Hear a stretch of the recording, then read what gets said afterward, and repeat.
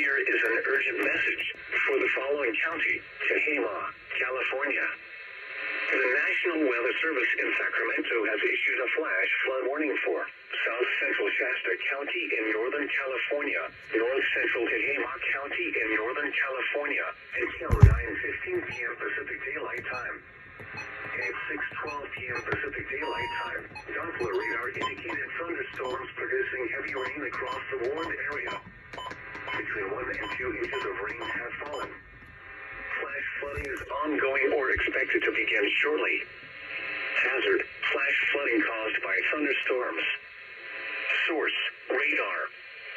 Impact: flash flooding of small creeks and streams, urban areas, highways, streets and underpasses, as well as other poor drainage and low-lying areas.